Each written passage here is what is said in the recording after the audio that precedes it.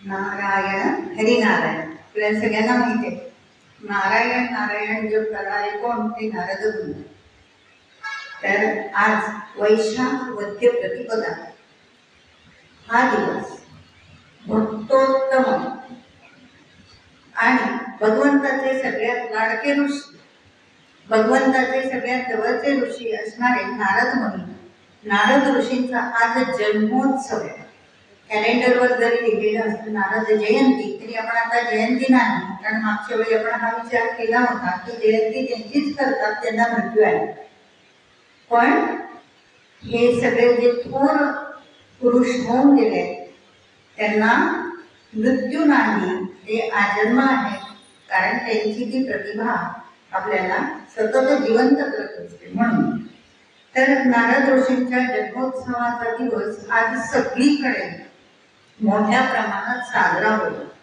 संपूर्ण भारतामध्ये नारदीय कीर्तन, नारदीय भजन, प्रवचन आणि भागवत कथा इत्यादींच्या माध्यमातून भगवंत म्हणजे ज्या निर्गुण निराकार परमेश्वराची नारद मुनींनी तपश्चर्या केली ते भगवंत आणि नारद ह्यांचं गुणगान आजच्या दिवशी आपण गायलं ऐकलं तर ते प्रत्येक मानवाला पुण्यप्रदच होणार आहे, हे निश्चितच. आणि अतिशय श्रद्धेने तर ते आपण ते आज ऐकणार आहोत. आणि म्हणून गीता धर्म मंडळाच्या ह्या व्यासपीठावरून ही संधी तुम्हाला आणि मला आपल्या सगळ्यांना प्राप्त झालेली आहे. ही निश्चितच भाग्याची गोष्ट आहे, ही निश्चितच पुण्यप्रद गोष्ट आहे.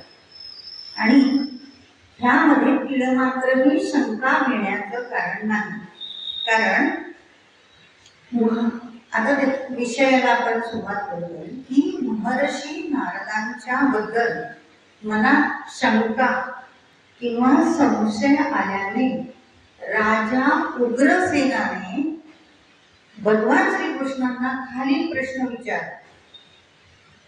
आणि असा प्रश्न विचारून त्यांच्या शंकाचं निरसन भगवान श्रीकृष्णांनीच केलं. काय होते ते प्रश्न की संपूर्ण विश्वामध्ये हे नारद अतिशय बुद्धिमान समजले जातात आणि तुमच्यासह संपूर्ण त्रैलोक्याला ते वंदनीय का आहे, असा उग्रसेनाने प्रश्न विचारलाय भगवान श्रीकृष्णांना. बघा, भगवान श्रीकृष्णांना जे सगळं जग मानतं त्यांना प्रश्न उग्रसेनाने विचारला. दुसरा प्रश्न असा विचारलाय की वाऱ्याप्रमाणे ते संपूर्ण त्रैलोक्यामध्ये सतत भ्रमण करत का असतात. आणि तिसरा प्रश्न, आता हे आपल्या म्हणजे त्यांच्याबद्दल अपप्रचार झालेला आहे, पण जो प्रश्न विचारलाय तो तुमच्यासमोर मांडली आहे फक्त, की ते भांडण का लावतात आणि ते भांडण लावत असून सुद्धा सगळ्यांना अत्यंत प्रिय का आहेत, असे 3 प्रश्न उग्रसेनाने विचारले. आणि भगवान श्रीकृष्णांनी नारदांचं स्तवन केलेलं आहे. आणि ते स्तवन म्हणजे या उत्तरादाखल स्तवन केले की तू हे प्रश्नांचे उत्तर, मला प्रश्न विचारला नाही, हे घे उत्तर. तर त्याच्यासाठी श्लोक आहे आणि जवळजवळ 26 ते 27 श्लोकांमध्ये त्या नारदांची स्तुती स्वतः भगवान श्रीकृष्णांनी केली. आणि हे कुठे लिहिले आहे तर स्कंद पुराणामध्ये माहेश्वर कुमारिका खंड यामधल्या अध्याय 54 मध्ये हे सगळे श्लोक आहेत. आणि परत शेवटी असं पण लिहिलंय हे श्लोक संपल्यावर, जो हे या श्लोकाचं पठण श्रवण मनन करेल त्याला नारद मुनी प्रसन्न होतील, असं पण सांगितलेलं आहे. तर आज आपण महर्षी देवर्षी नारद यांचा जन्म, नंतर त्यांचं महात्म्य, लोकोत्तर व्यक्तिमत्व, त्यांचं कार्य, त्यांच्या ग्रंथसंपदा याबद्दल थोडक्यात जाणून घेणार आहोत. कारण संपूर्ण नारदांचं जर सगळंच चरित्र जाणून घ्यायचं झालं ना तर आपल्याला एका तासामध्ये शक्य नाही. आणि कुठलंही पुराण असं नाही की त्याच्यात नारदांचा उल्लेख नाही. कुठलंही वेदांत शास्त्र जे व्यासांनी लिहिलेलं आहे किंवा इतर ठिकाणी उपनिषद म्हणा, उपनिषदातल्या गोष्टी ज्या ठिकाणी अशा गोष्टी रूप आहेत तिथे नारदांचा उल्लेख नाही. गणेश गीतेमध्ये सुद्धा नारदांचा उल्लेख केलेला आहे. तर प्रत्येक ठिकाणी नारदांचा उल्लेख आहेच. तर नारद ह्यांचा जन्म च्या 2-3 गोष्टी सांगितल्या जातात. त्यापैकी नारदांचे जन्म हे जसा पुनर्जन्म आहे तसा नारदांचा पण पुनर्जन्म आहेच. तर पहिला जन्म नारदांचा असा सांगितलाय ब्रह्मवैवर्त पुराणामध्ये. देवर्षी नारदांच्या जन्माच्या चरित्राचा काही भाग आला आणि त्यामध्ये त्याशिवाय भागवतामध्ये प्रथम स्कंधामध्ये 5व्या आणि 6व्या अध्यायात सुद्धा त्यांच्या जन्माची कथा आलेली आहे. आणि ती जी कथा आहे भागवतात सांगितलेली त्यांच्या जन्माची जी कथा आहे ती मात्र नारदांनी स्वतः सांगितली. आणि ब्रह्मवैवर्त पुराणामध्ये ती लिहिलेली आहे. दुसऱ्या कोणीतरी त्याची चौकशी करून किंवा अभ्यास करून ती लिहिलेली आहे. तर कोण होते ती नारद? तर नारद हे ब्रह्मदेवाचे मानसपुत्र होते. ब्रह्मदेवाचे 10 मानसपुत्र होते. त्यांची नावं पटकन सांगते कारण आपल्याला माहिती आहे. सप्तर्षींमधले काही ऋषी त्याच्यामध्ये आहेत. तर मानसपुत्र ब्रह्मदेवाचे कोण? मरीची, अत्री, अंगिरा, पुलस्त्य, पुलह, क्रतू, दक्ष, वसिष्ठ, भृगू आणि 10वे हे नारद आहे. तर मानसपुत्र हे ब्रह्मदेवाचे आहेत. म्हणजे ज्यांनी ह्या सृष्टीची निर्मिती केली ते ब्रह्मदेव, त्यांचे पुत्र हे नारद. मग नारदांचा पहिला जन्म आहे तो गंधर्व योनीत आहे. गंधर्व योनीच्या जन्माबद्दल ब्रह्मवैवर्त पुराणामध्ये सांगितलंय की नारदांचं वय गृहस्थाश्रम म्हणजे आता लग्नाचं झालं, थोडक्यात लग्नाचं वय झालं आणि वडिलांनी त्यांच्या मागे लागलं की तू आता लग्न करून टाक. पण नारद त्यांना पहिल्यापासूनच थोडंसं वैराग्यशील असे होते. म्हणजे त्यांचा कल संसारात नव्हताच. म्हणून ब्रह्मदेवाने त्यांना विवाह करायला सांगितलं. पण नारदांनी वडिलांना सांगितलं की मी ब्रह्मचर्य पाळणार आहे, मी ते लग्न करणार नाही. ते ब्रह्मदेव त्यांची आज्ञा पालन केली नाही. म्हणून ब्रह्मदेवाने क्रोधित होऊन जणू काही शापासारखं त्याला सांगितलं नारदांना. काय? की तू 50 पत्नींचा पती होशील. असा जणू शाप दिला. आणि खरोखर नारदांनी पुढच्या जन्मी 50 पत्नी केल्या आणि मग त्या गंधर्व नावाच्या एका माणसाच्या पोटी त्यांचा जन्म झाला. म्हणजे त्याचे वडील गंधर्व आणि पत्न्या मात्र 50 अशा होत्या.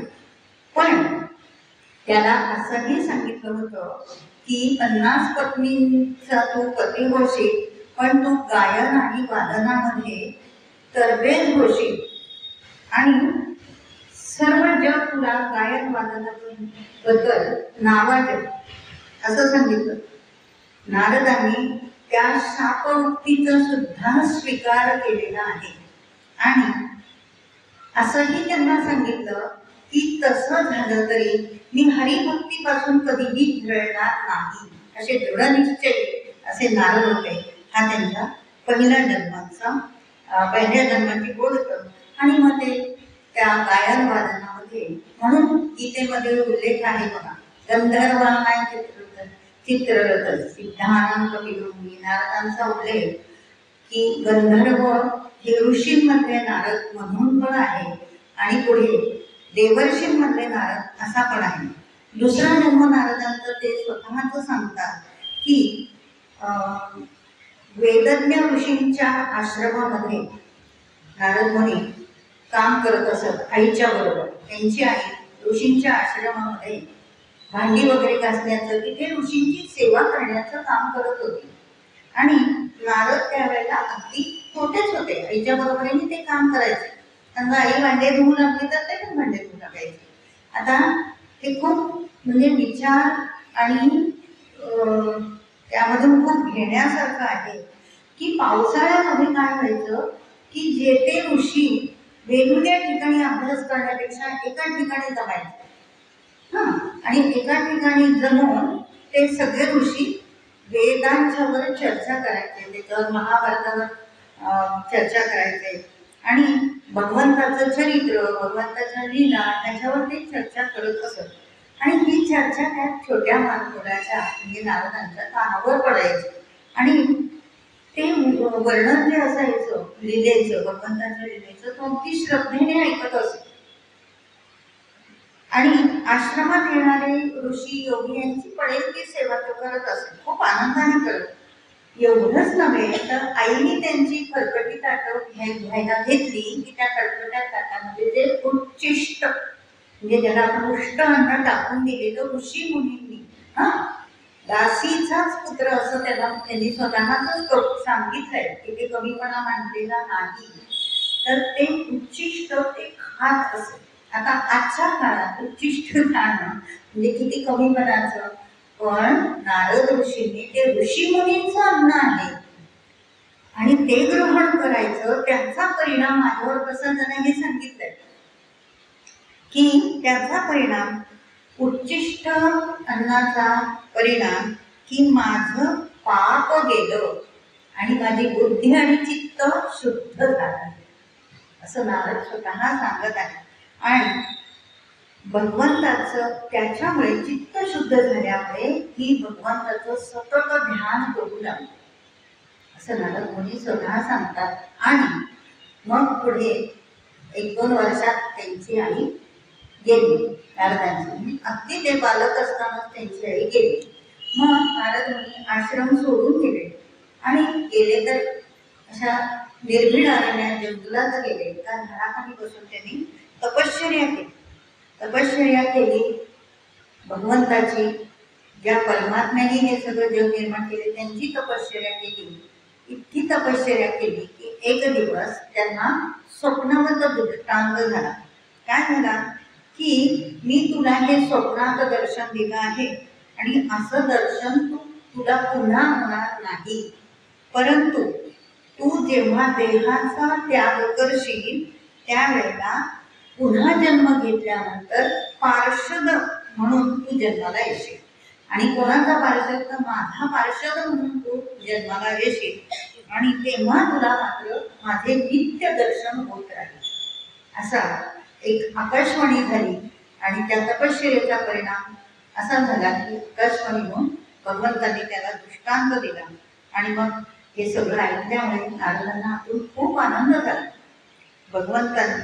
आणि म्हणून भगवंतांनी 10व्या अध्यायात भगवद्गीतेच्या स्वतः नारद ही माझी विभूती आहे. आपण विभूती कोणाला म्हणतो? जिथे जिथे परमेश्वराचं अस्तित्व आहे तीव्रतेने जाणवतो ती माझी विभूती आहे.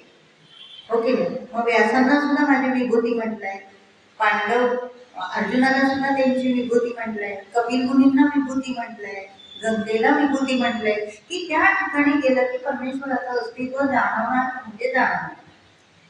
तर म्हणजे काय, तर नारदांचं दर्शन घेतलं तरी भगवंताचं दर्शन घेतल्यासारखं आहे. विभूती म्हणजे हे की प्रत्यक्ष सगळ्यांनाच कृष्ण दिसणार आहे का, सगळ्यांना भगवंत दिसणार आहे का? मग त्यांच्या ज्या विभूती, गंगेला गेलं की आपल्याला भगवंत दिसण्यासारखे आहेत.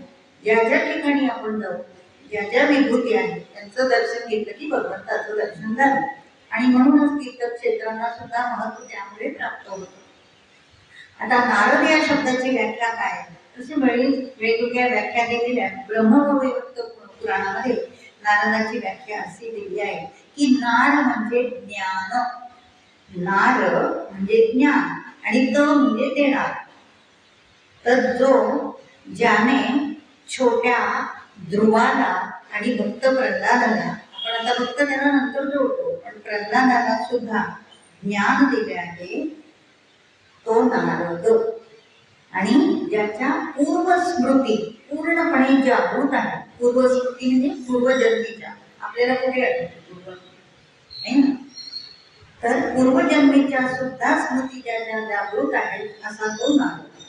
दुसरी व्याख्या आहे, नार म्हणजे पाणी आणि द म्हणजे देणार. तर असं उल्लेख आहे की ज्यावेळेला नारदांचा जन्म झाला त्यावेळेला तो पाऊस येतो. सुरुवात झाली पावसाला, खूप पाऊस. मला आमच्या तिकडे कोथरूड जोरात पाऊस पडला तेव्हा गीत म्हणणार, नारदांचं सांगणारे पाऊस आलाय धोळ. म्हणजे सकारात्मक गोष्टी कशा घडतात. तर त्यांच्या जन्माच्या वेळेस खूप जोरात पाऊस आला आणि म्हणून नार म्हणजे पाणी आणि द म्हणजे देणार. दत्त शब्द त्याच्यावरूनच तयार झालेला आहे. हे पण तुम्हाला माहिती असेल की द हा धातू, देणार, पाणी देणारा असा तो नार. आणखी एक न आर द, न आर द. तर न म्हणजे नाही, आर म्हणजे ज्ञान. ज्ञान म्हणजे जे अज्ञानी आहे त्यांचा नाश करणार. द या शब्दाचं त्यांचा नाश करणारा अशा अर्थाने की अज्ञानाचा नाश करणारा असा तो, म्हणून नार. आणि आणखी एक व्याख्या आहे की नार म्हणजे नार समूह. नार समूह हा ज्ञानदानाने, ज्ञानदानाचे जो पालन करतो तो नार. ज्ञानदानाचे जो पालन करतो. आपण त्यांचं चरित्र बघितलं तर आयुष्यभर त्यांनी ज्ञानदानच केलेलं आहे ते दिसून येतं. आणि योग बलाने ज्ञान प्राप्त करून इतरांना ज्ञान देणारा, संपूर्ण त्रिभुवनात वैकुंठापासून पाताळापर्यंत सर्वांना ज्ञान देणारा तो नारद. अशा नारदांच्या व्याख्या वेगवेगळ्या केलेल्या आहेत. तर या नारदांना देवर्षीच का म्हणतात त्याचं आपण थोडंसं विचार करूया. की राजदरबारात जे ऋषी असतात ना त्यांना राजर्षी म्हणतात. ब्रह्म जाणणारे जे ब्रह्मवेत्ते ऋषी असतात, खरं तर सगळेच ऋषी ब्रह्म जाणणारे असतात, पण त्यातली त्यात अगदी भगवंतापर्यंत पोहोचलेले ब्रह्म जाणणारे जे ब्रह्मवेत्ते असतात त्यांना ब्रह्मर्षी म्हणतात. आणि जे स्वर्गात असतात देवांच्या भोवती किंवा देवांच्या सहवासात जे असतात स्वर्गात राहणारे त्यांना देवर्षी असं म्हणतात. मग नारद हे एकमेव असे होते की ते देवर्षी होते. आणि देवलोकात सुद्धा वरच्या स्तरामध्ये होते. देवलोकांमध्ये सुद्धा अनेक ऋषी होते पण त्यांचं स्थान अगदी वरच्या बाजूला होतं. म्हणून देवर्षी हे एकमेव मुनी असे आहेत. मुनी पण आहेत, मनन करणारे ते मुनी. त्यांना मुनी कशासाठी म्हणलंय तर मनन करणारे. कोणाचं मनन करत होते? सतत भगवंताचं मनन चिंतन आणि सतत मुखाने नारायण नारायण असं म्हणत होते. म्हणून आणि ऐहिक, पारमार्थिक, सामाजिक आणि राजकीय अशा सर्वच क्षेत्रामध्ये नारदांना खूपच मान्यता होती. मोठमोठे ज्ञानी महाज्ञानी त्यांच्या समोर अगदी विनम्र होत असत. नंतर हे कसं कळतं की त्यांच्यासमोर विनम्र? तर आपण पुराणातल्या गोष्टी वाचल्या ना, ही 18 पुराण जी आहे तर प्रत्येक वेळी नारद आले की सगळे थंड पडणार, नारद आले की क्रोधाग्नी सगळ्यांचा शांत होणार असे ते होते. म्हणून सर्व पुराण याची साक्ष देतात की मोठे मोठे ज्ञानी महाज्ञानी लोक सुद्धा त्यांच्या पुढे नतमस्तक होत असतात. आणि नारदांचं वैशिष्ट्य गीतेच्या तत्वाप्रमाणे कर्माला जास्त महत्व न देता, कर्मा म्हणजे संसारामध्ये जास्त महत्व न देता ज्ञानार्जन, ज्ञान म्हणजे आपल्याला माहीत असतं ते ज्ञान नाही, इन्फॉर्मेशन नाही. ज्ञान म्हणजे आत्मज्ञान, ज्ञानाला महत्व देणारे ब्रह्मनिष्ठ असे ते असल्यामुळे त्यांना देवर्षी असं म्हटलं जात होतं. आणि तपश्चर्या करून त्यांनी सिद्धी मिळवलेल्या होत्या. अनेक सिद्धी सुद्धा त्यांच्या पुढे नतमस्तक होत असत. शिवाय क्षत्रियांचं कल्याण करणारे ते राजर्षी पण होते. वायुपुराणात देखील देवर्षी पदाची सर्व लक्षणं वर्णन केलेली लिहिलेली आहेत. वायू पुराण कधी वाचायला मिळालं तर जरूर वाचा. 61व्या अध्यायामध्ये देवर्षी नारदांबद्दल सगळं वर्णन केलेलं आहे. आता जे देवर्षी देवलोकात निवास करतात त्यांना शुभ देवर्षी असं म्हणतात. जे देवर्षी देवलोकामध्ये वास्तव्य करतात त्यांना शुभ देवर्षी म्हणजे नारद हे शुभ देवर्षी होते. शिवाय नारदांना त्रिकाल ज्ञान होतं. त्रिकाल ज्ञान म्हणजे भूतकाळाचं, भविष्यकाळाचं आणि वर्तमान काळाचं पण ज्ञान त्यांना होतं. शिवाय ते नेहमी सत्यच बोलत असत. देवर्षी नारद नेहमी सत्य बोलतात आणि ते स्वयंज्ञानी होते. याचं ऐकून ज्ञान मिळवलंय, त्याचं ऐकून ज्ञान मिळवलंय असे ते नव्हते. ते स्वयंज्ञानी होते आणि त्यांच्या तपश्चर्येमुळे ते जगत विख्यात होते. सर्वांचे कल्याणच झालं पाहिजे अशीच त्यांची सतत इच्छा असायची. शिवाय ते मंत्र जे कोण त्यांच्या सहवासात येईल ते मंत्र सांगायचे आणि त्या माणसाचं कल्याण व्हायचं. ते आपल्याला ध्रुव महाराजाच्या गोष्टीवरून माहिती. ओम नमो भगवते वासुदेवाय हा दुर्गाने मंत्र सांगितला आणि अर्ध पद प्राप्त झालं. तर अशा प्रकारे हे नारद म्हणजे देवर्षी होते. आता ह्या सृष्टीची निर्मितीच जर ब्रह्मदेवाने केली आहे तर त्याचे मानसपुत्र नारद हे सुद्धा सृष्टीच्या निर्मितीपासूनच या जगामध्ये आहे. अगदी सृष्टीच्या निर्मितीपासून म्हणजे अनेक हे अवतार होऊन गेले. राम अवतार, कृष्ण अवतार, नरसिंह अवतार आपण बघितलं, परशुराम अवतार, ह्याच्याही आधीपासून म्हणजे सृष्टीच्या निर्मितीपासून नारद हे आहेत. त्याबद्दल एक छोटी गोष्ट अशी आहे की आपल्याला माहिती 4 म्हणून सनक सनंदन आणि सनत कुमार हे सतत फिरत असतात है ना. त्यांचं सतत भ्रमण चालू असतं आणि साधू सत्संग घडावा म्हणून ते बद्रिकाश्रमामध्ये नेहमी येत असत. हे 4 म्हणून. तर एकदा त्यांना नारदांचं दर्शन झालं आणि त्यावेळी नारद अतिशय खिन्न दिसले त्यांना. एकदम असे नारद नेहमी आनंदी, कधीही त्यांच्या चेहऱ्यावर असं दुःख किंवा चिंता अशी कधीही दिसली नाही. कायम आनंदी, नारायण नारायण असं म्हणत ते कायम आनंदी असायचे. पण त्या दिवशी ते त्यांना खिन्न दिसले, प्रसन्न आणि उत्साही दिसले नाही. मग त्या सनत कुमारांनी त्यांना त्यांच्या खिन्नपणाचं कारण विचारलं. ही गोष्ट तुम्हाला माहिती आहे, रूपकाद्वारे त्यांनी ती स्पष्ट केलेली आहे. खिन्नपणाला तर नारदांनी सांगितलं की या पृथ्वीवर फिरत असताना अनेक तीर्थाटनं केली, मी खूप भ्रमंती केली, पण सगळीकडे मला कली प्रभावाचं राज्य दिसलं. सगळीकडे कली प्रभावाचं राज्य दिसून आल्यामुळे मोक्षप्राप्तीची साधनच निष्प्रभ झालेली आहे. मोक्ष कशामुळे तुम्हाला माहिती मिळतो? ज्ञान आणि वैराग्य या 2 गोष्टीमुळे मोक्ष मिळतो. पण ती साधनच कलयुगामध्ये गेलेली आपण आता बघतो. आणि म्हणून हे सगळं करायची वेळ का आली आहे? धर्माचा प्रचार किंवा ठिकठिकाणी भागवत सत्ता घेणं, रामकथन करायची तीव्रतेने का वेळ आली आहे? तर नारद म्हणले की कली प्रभावाचं राज्य सगळीकडे दिसून आहे आणि पवित्र अशा यमुनाकाठी ते फिरत असताना एक चमत्कार घडला. एक तरुण स्त्री, आता हे रूप केलं का, एक तरुण स्त्री खिन्नपणे बसली होती आणि इतर अनेक स्त्रिया तिला वारं घालत होत्या, तिला प्रबोधन करत होत्या वारं घालत.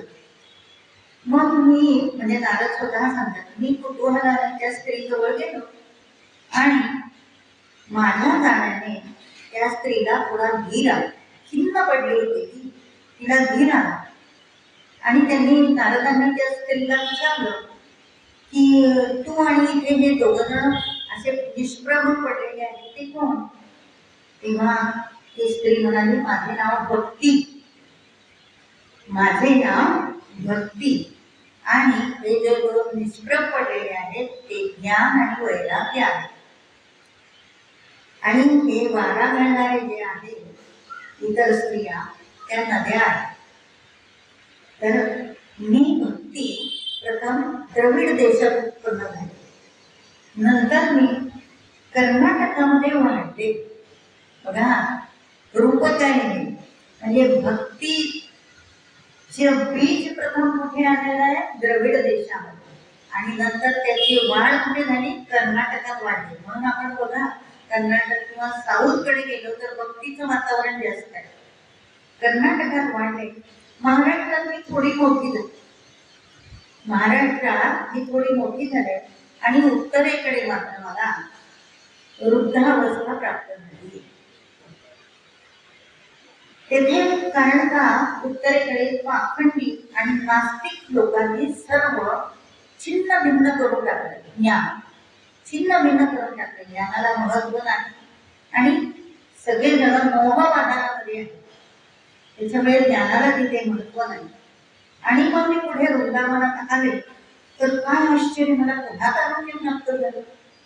वृंदावनात कोण आहे तुम्हाला माहिती आहे? वृंदावनात आले तर मला पुन्हा तारुण्य प्राप्त झालं, आणि हे दोन पुत्र ज्ञान आणि वैराग्य मात्र वृद्धच राहिले. असं नारदांना त्या भक्तीने सांगितलं. आणि मग नारदांनी भक्तीला सांगितलं, ठीक आहे, काही हरकत नाही, हा कलीचा प्रभाव आहे, हा युगधर्म आहे, तू दूषण कोणाला देणार? एक खरं की कृष्ण मात्र सतत तुझ्याजवळच राहणार आहे.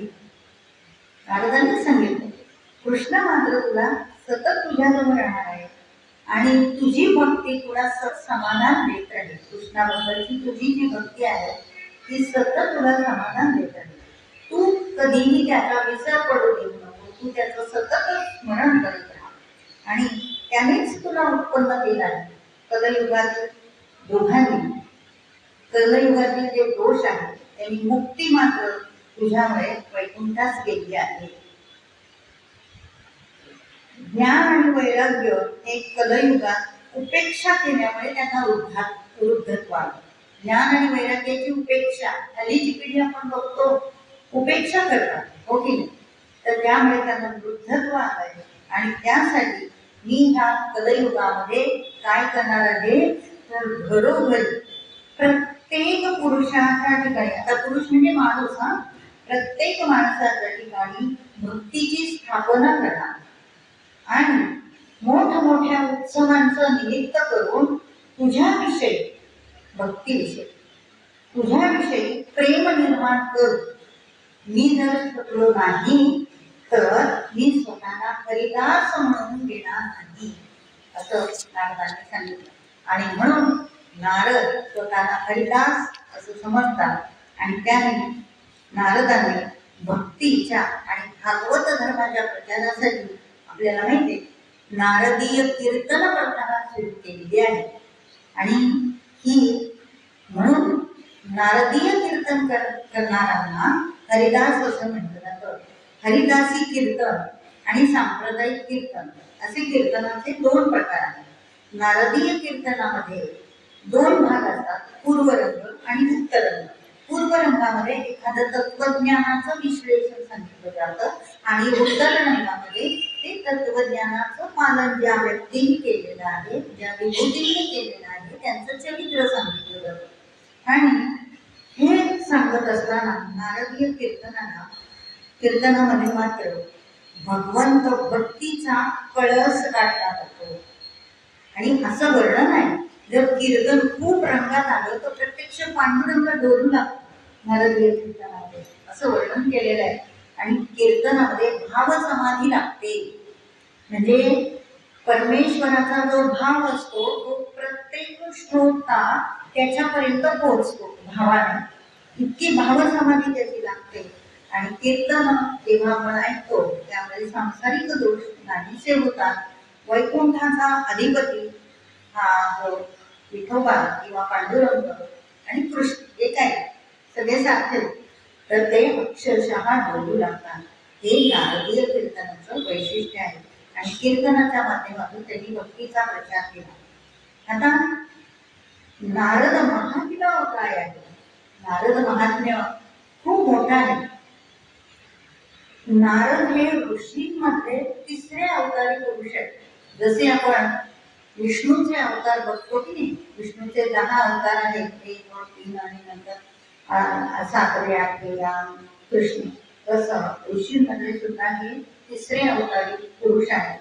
भगवंताचे दूत म्हणून ते त्रैलोक्यात प्रसिद्ध आहेत आणि त्रैलोक्यातल्या सर्व बातम्या वार्ताहराप्रमाणे, न्यायाधीशाप्रमाणे सतत विवेक बुद्धी घेऊन कोण चुकीचं कोण बरोबर हे न सांगता जसंच्या तसं कोणावरही आरोप न करता जगकल्याणासाठी नेहमी सत्य कथन करणारे असे ते नारद मुनी. आणि निर्णय घेण्याची वेळ आली की नारद तिथे हजर राहणारच. म्हणून निर्णय क्षमता, निस्वार्थी बुद्धीने निर्णय क्षमता देण्याचं कार्य हे नारदांनी केलेलं आहे. आणि प्रत्येक वेळी लोकांना भगवत भक्तीसाठी त्यांनी प्रवृत्त केलेलं आहे. नारदांना सूर आणि असुर या दोघांच्याही बद्दल तेवढीच आदर होता. त्यांनी असं नाही सांगितलं हे राक्षस आहे यांना बाजूला करा, असं कधीही नारदांनी असुरांना वागणूक दिलेली नाही. उलट असुरांचे स्वभाव ओळखून वेळोवेळी त्यांना गोड भाषेमध्ये समजावून त्यांचा तो राक्षसी गुण त्यांनी घालवलेला आहे. हे नारदांचं वैशिष्ट्य आहे. नारद हे उत्कृष्ट वक्ते पण होते. देवांचा राजा इंद्र ह्याच्याशी किंवा आणखी कोणाशी बोलताना ते कोणाचाही अपमान करत नसत, कधीही अपमान नाही. तर आपण जर बघितलं ना, अनेक ऋषींची जी चरित्र बघितली किंवा ऋषीच होते ना हे नारद सुद्धा, ती सतत क्रोधिष्ट सतत अपमान करायचे आणि तुला हा शाप देतो तो शाप देतो. पण नारदांनी कोणालाही कधीही शाप सुद्धा दिलेला नाही. म्हणून आणि नारदांच्या बद्दल अनेक गोष्टी सगळ्यात तुम्हाला माहीत असेल आवडती पारिजातक वृक्षाची कथा. तर ही पारिजातक वृक्षाची कथा महाभारतामध्ये आलेली आहे. तर त्याचं थोडंसं असं की पारिजातक वृक्ष हा कुठून आलाय, तर समुद्रमंथनामध्ये मिळालेला. पारिजातक वृक्ष हा समुद्रमंथनात मिळालाय आणि तो स्वर्गात मिळाल्यामुळे इंद्राला त्याच्यावर अधिकार.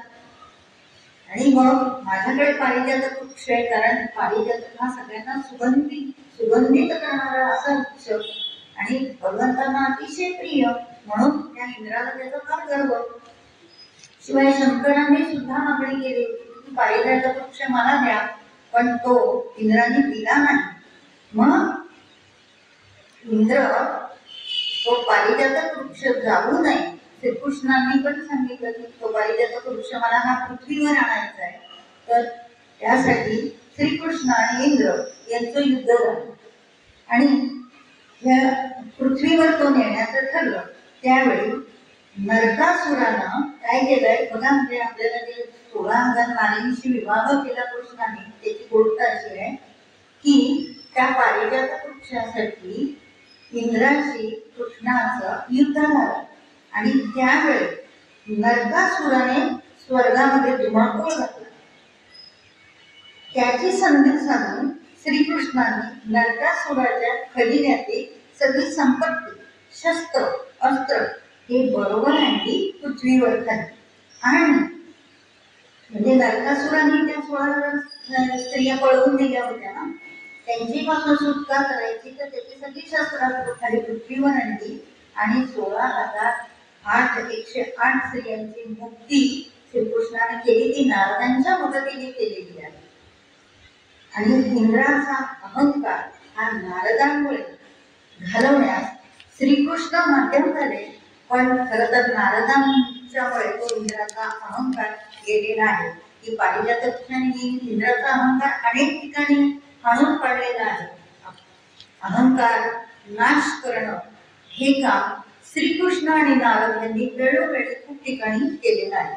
तर भगवत भक्ती आणि तपश्चर्येमुळे आत्ताच्या भाषेत सांगायचं झालं तर नारदांचा डायरेक्ट कनेक्शन होता. त्याला तिथे व्हॉट्सॲपची रेंज वगैरे काही प्रश्न नव्हता. डायरेक्ट कनेक्शन आणि कधीही अहोरात्र कनेक्शन असायचं. कृष्ण काय करणार हे नारदांना आधीच कळायचं, कारण ते अंतर्ज्ञानी होते. त्रिकाल ज्ञान होतं त्यांना, पुढचंही कळायचं, मागचंही कळायचं, वर्तमानात काय चाललंय तेही कळायचं. तर पौराणिक कथांमध्ये नारद महर्षी हे 7-8 प्रकारांनी जवळजवळ ओळखले जातात बरं का. हे आपल्याला माहीत असेल करायचं. त्यांची प्रत्येक कार्यात हजेरी असायची. कृष्णाच्या किंवा कुठल्याही अवतारी पुरुषांच्या कार्यामध्ये नारदांची हजेरी असणारच. तर ब्रह्मदेवाचे ते मानसपुत्र म्हणून ओळखले जातातच. परंतु पर्वत ऋषींचे मामा, वसिष्ठ ऋषींचे ते मेवणे म्हणजे अरुंधतीचा भाऊ नारद, शिवाय उत्कृष्ट मध्यस्थी म्हणून ते ओळखले जातात. सामोपचाराने मध्यस्थी करायची. आता आपण बघतोय मध्यस्थ्यांना पण काही किंमत नसते, तर ते उत्कृष्ट मध्यस्थी होते. शिवाय राक्षसांशी चांगले वागून, बघा राक्षसांशी दुष्टपणा करणारे खूप लोक आपण पाहिले, पण राक्षसांशी सुद्धा चांगलं वागून त्यांना वैष्णवीवर आणणारे ते असे होते. कुबेराच्या राजसभेचे ते सभासद होते. प्रभू रामचंद्रांच्या राजसभेतील ते एक प्रमुख घटक होते. धर्मशास्त्रज्ञांपैकी ते एक होते. प्रभू रामचंद्रांचे जे 8 धर्मशास्त्रज्ञ होते त्यापैकी नारद एक होते.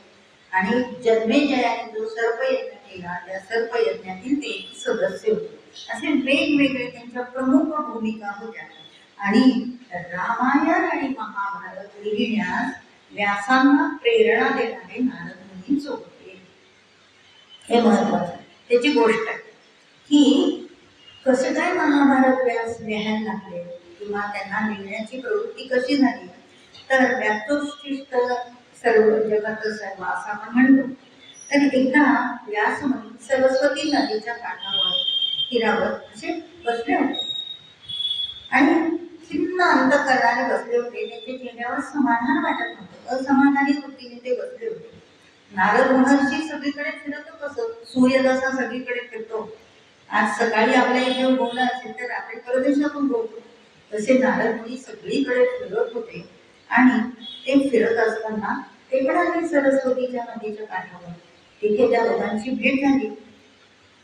नारद मुनींनी योग सामर्थ्याने नक्कीच व्यासांना ओळखलं की ते मनाने खिन्न दिसत आहेत. त्यांना स्पष्ट बोलले, स्पष्ट वक्ते म्हणून नारद प्रसिद्ध. नारदांनी एवढे व्यास मोठे, पण त्यांना म्हटलं की तुमचं बुद्धी सामर्थ्य तर खूप अफाट आहे.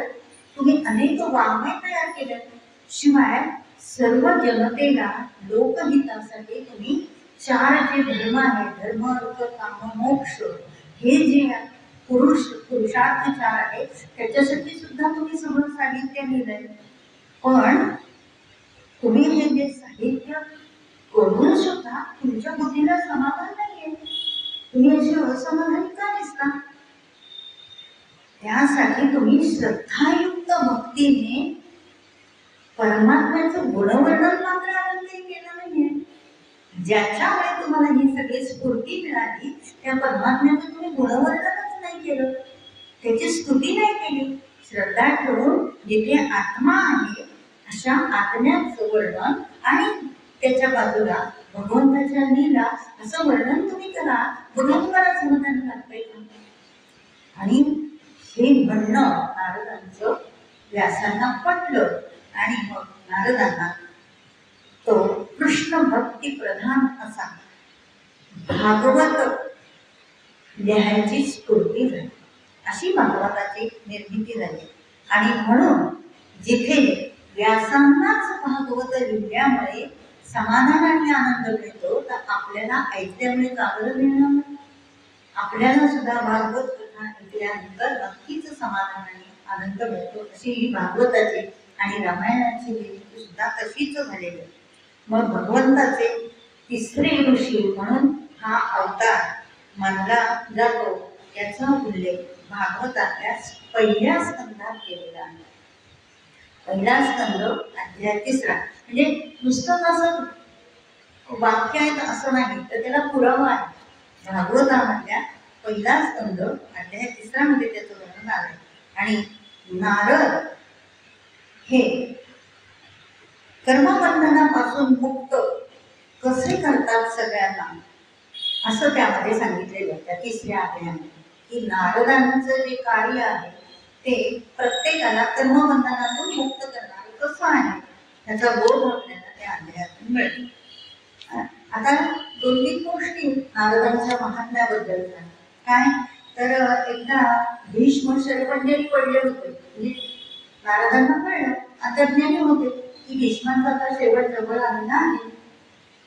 मग नारदांच्या सांगण्यावर श्रीकृष्णांनी युधिष्ठिराला उपदेश करायला नारदांनी सांगितले की श्रीकृष्णा तुम्ही युधिष्ठिराला उपदेश करा आणि त्याचा उल्लेख शांती पर्वात आलेला आहे. युधिष्ठिराला त्यांनी विचारलं की ह्या पृथ्वी तलावावर पूजनीय असं कोण आहे. बघा श्रीकृष्णाच्या तोंडून विचारून घेतलं काय की ह्या पृथ्वी तलाव म्हणजे भीष्मांकडून उत्तर आणलंय की ह्या पृथ्वी तलावावर सर्वात पूजनीय असं कोण आहे. तर शरपंजरी पडलेली असताना सुद्धा भीष्माने उत्तर दिलं नारद हे एकमेव आहे असं नारदांचं मानपण. नंतर महर्षी वैशंपायन ज्यांनी महाभारत लिहिलं, ओके नाही महाभारत फक्त व्यासांनी नाही लिहिलं, योगादिकांनी लिहिलं, तर ते वैशंपायन म्हणतात की समस्त ब्रह्मांडाचं ज्ञान असणारे एकमेव अद्वितीय असे नारदच आहे. ते न्यायशास्त्र, धर्मशास्त्र, ज्योतिष, नंतर शिक्षा म्हणजे ज्याला आपण नियमावली म्हणतो करार की कुठलं काय मागलं असता काय शिक्षा द्यायची, तो शिक्षा, व्याकरण, कल्प, छंद आणि निरुक्त ह्या सर्वांचे ज्ञाते आहे. नंतर सर्व देवता सुद्धा नारदांची प्रशंसा करतात. एवढेच नाही तर ते राजनीती तज्ञ सुद्धा आहे, धोरणी आहे, निर्णायक वेळ पडली तर निर्णायक मत देणारे. मी असं काय होईल ते बघू किंवा आता काय कृष्ण सांगेल ते बघूच नाही, माझं हे मत आहे की असं होईल, कारण त्यांना पुढचं दिसायचं सगळं कळायचं म्हणून निर्णायक मत देणारे आणि अखंड सावधानता नारदांची असायची. आणि तर्कशास्त्रामध्ये प्रवीण देवर्षी नारदांनी युधिष्ठिराला राजनीतीवर प्रश्न विचारून उपदेश केले.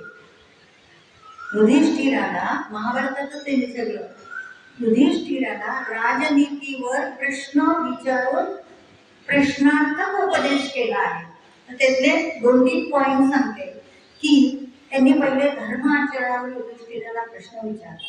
म्हणजे जो प्रश्न आत्ताचे जे लोक आहेत राजकारणी त्यांनी प्रत्येकाने स्वतःला विचारला प्रश्न धर्माचरण.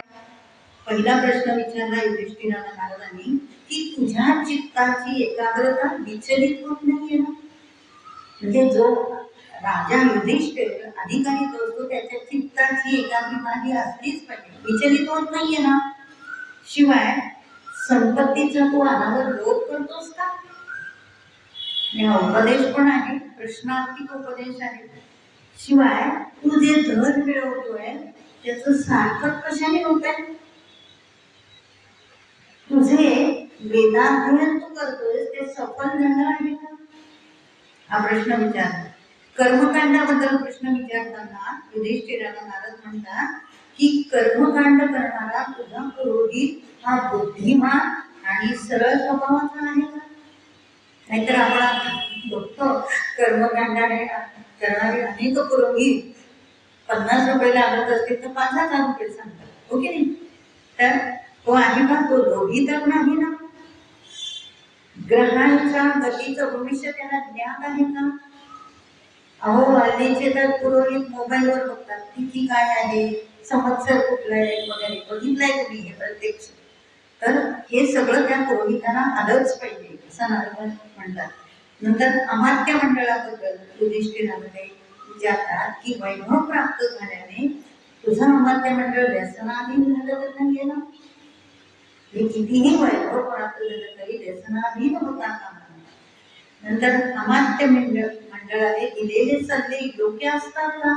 कारण अमात्य मंडळ दिले सल्ले देईल त्यावर राजाचं यश अवलंबून असतं, राजाचा विजय त्याच्यावर अवलंबून असतो.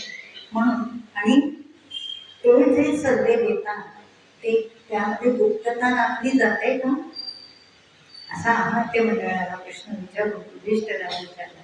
आणि आत्ताची जी परिस्थिती आहे राष्ट्राच्या संरक्षणासंबंधी पण युधिष्ठिराला प्रश्न विचारून उपदेश केले.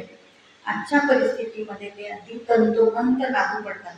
आणि मला तर हा अभ्यास करताना असं वाटलं की वरचे जे अधिकारी लोक आहेत ना त्यांनी प्रत्येकाने महाभारताचा अभ्यास केलाच पाहिजे.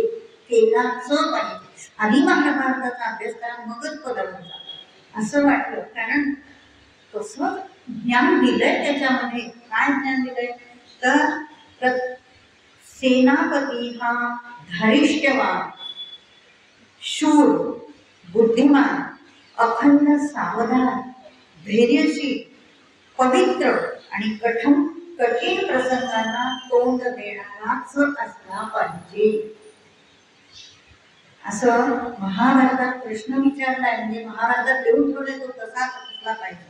आणि दक्ष राजाशी तो एकनिष्ठ आहे ना का फुटीर झालाय पाकिस्तानला, बरोबर. म्हणजे राजाशी एकनिष्ठता असणं हे आजच्या काळामध्ये हे शिकवायला लागतंय. ते त्यावेळी गृहीत धरलेलं असायचं की राजाशी एकनिष्ठ असलंच पाहिजे. दुसरं की रणांगणामध्ये जे मृत्युमुखी पडले त्यांच्या पत्नीचा तू योगक्षेम चालवतोयस ना. त्यांच्या आता लगेच पेपरमध्ये एवढं देतात त्यांना 50 लाख मंजूर केले की अरे ते तुमचा धर्म आहे तो तुम्ही केलाच पाहिजे, ते तुमचं कर्तव्य आहे. तर इथे सांगितलंय महाभारतात असं की त्यांचा योगक्षेम तू चालवतोस ना. आणि त्या सैनिकांना भरपूर, आता ते कुठे कुठे असतात, भरपूर पुरेल असा शिधा तुम्ही देताय ना असा प्रश्न विचारला. शिवाय असे अनेक प्रश्न विचारून नारदांनी देशाचं रक्षण खूप खूप अशी लिस्ट आहे मोठी, ठराविक मी आता तुमच्यासमोर मांडले. रक्षण करण्याचं ज्ञान त्यामध्ये दिलंय. याशिवाय नारदांना अर्थव्यवस्था, समाज व्यवस्था, अंतर्गत सुरक्षा, शेती, व्यापार, गुप्तहेर यंत्रणा याविषयी सुद्धा खूप ज्ञान होतं. नारद हे थोर योगाचार्य सुद्धा होते. वेगवेगळ्या पुराणांमध्ये त्यांचा उल्लेख योगनिधी, योगभास्कर, विरक्त शिरोमणी, महामुनी, ब्रह्मवित्त अशा विशेषणांनी त्यांना गौरवले. स्कंद पुराणामध्ये नारद आणि अर्जुन यांच्या संवादामध्ये नारदांनी अर्जुनाला संपूर्ण अष्टांग योग साधनेचा उपदेश केला. म्हणजे अर्जुनाला खरी विद्या अष्टांग योग साधनेची नारदांनी दिली. नंतर कृष्णाने त्याला ज्ञान देऊन तो आणखी पक्का झाला. पण खरं अष्टांग योग साधनेचा उपदेश सुद्धा नारदांनी दिलेला आहे.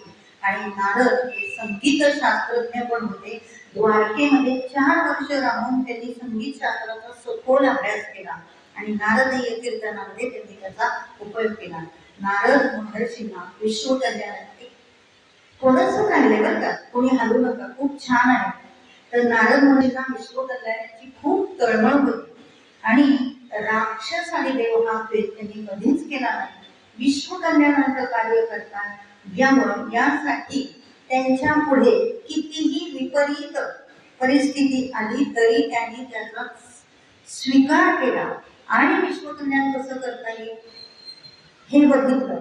आणि त्याचं सगळ्यात उत्तम उदाहरण म्हणजे नारदांना कळीचा नारद म्हणत होते लोक, म्हणजे त्यांचा अवमान करत होते तरी सुद्धा त्यांनी त्याचा स्वीकार केला आणि जनहितासाठी त्याचा उपयोग कसा करता येईल हे त्यांनी बघितलं. त्याच्यात त्यांनी कधी वाईट मानलेलं नाही. शिवाय दक्ष राजाने त्यांना तो शाप दिला होता की तू सतत भ्रमण करत राहशील, त्रैलोक्यामध्ये तू सतत भ्रमण करत राहशील. आणि मग ह्या शापाचा सुद्धा त्यांनी उपयोग कशासाठी केला, सत्कार्यासाठी केला. भ्रमण करत असताना अनेकांचे प्रश्न सोडवले.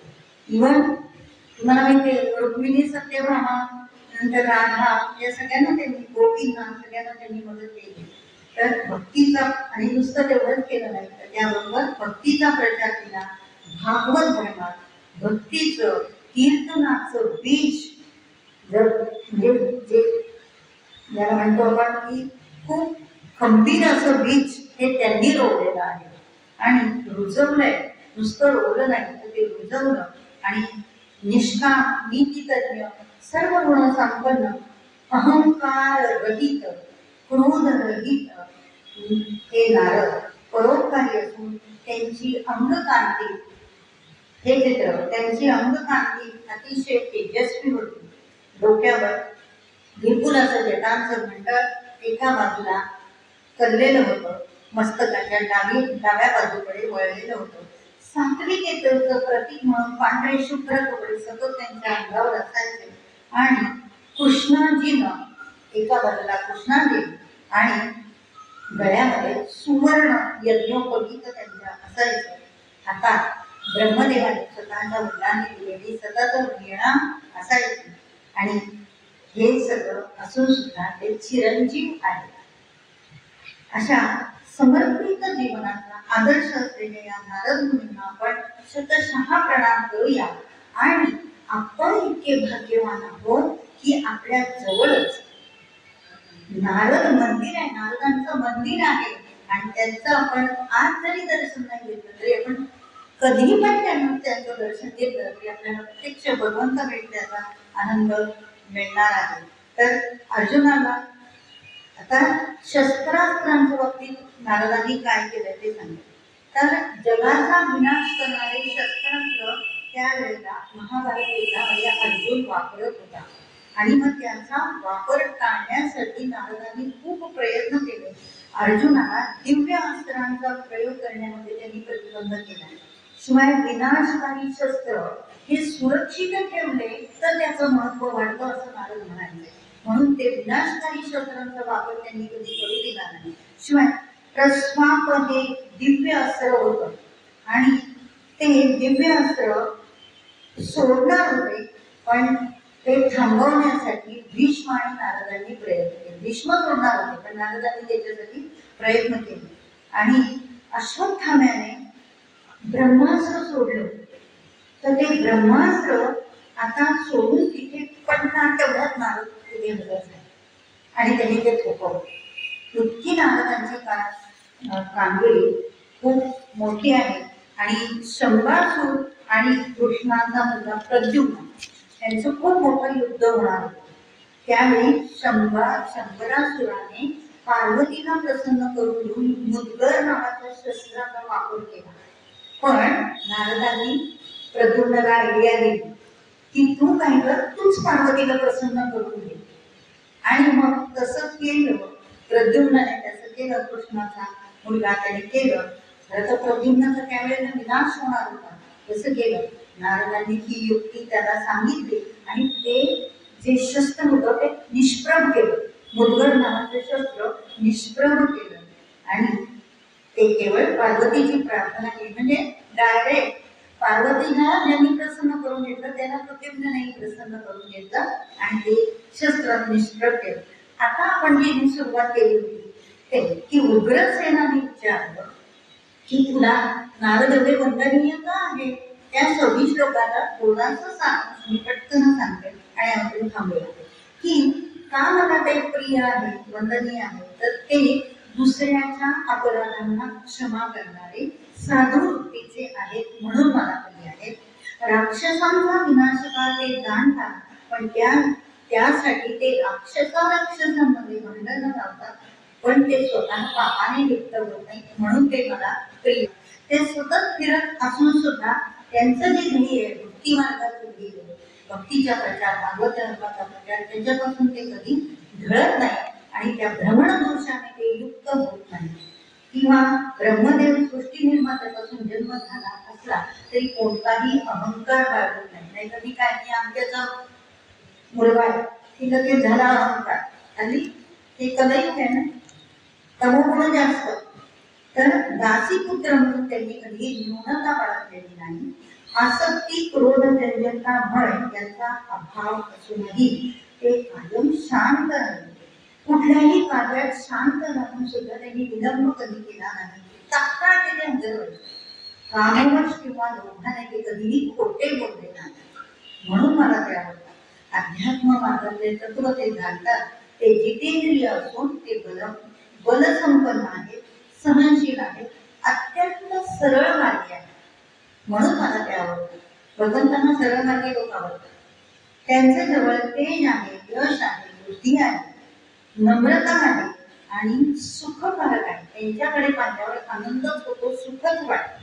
कधीही हे नको, ही व्यक्ती समोर नको असं कधीही वाटत नाही. म्हणून त्यांचं आचरण सुद्धा सात्विक आहे, त्यांचा आहार सुद्धा सात्विक आहे, राहणी पण सात्विक आहे. आत्ताच आपण बघितलं, पांढरे शुभ्र वस्त्र परिधान करतात. म्हणून मी त्यांना सतत वंदन करतो आणि सर्वांचं कल्याण करण्याची त्यांची इच्छा असते. कवडी मात्रही ते एका पैशाची सुद्धा अपेक्षा, परधनाची अपेक्षा करत नाही. धर्म मार्गामध्ये मात्र नित्य स्थिर असतात आणि निष्क्रियामध्ये त्यांची दृढ भक्ती आहे. ते उत्तम द्रष्टा आहेत आणि ते सर्व यज्ञाचे उद्वीज आहेत, म्हणजे रक्षण करतात. सर्व यज्ञांचे ते रक्षण करतात असा.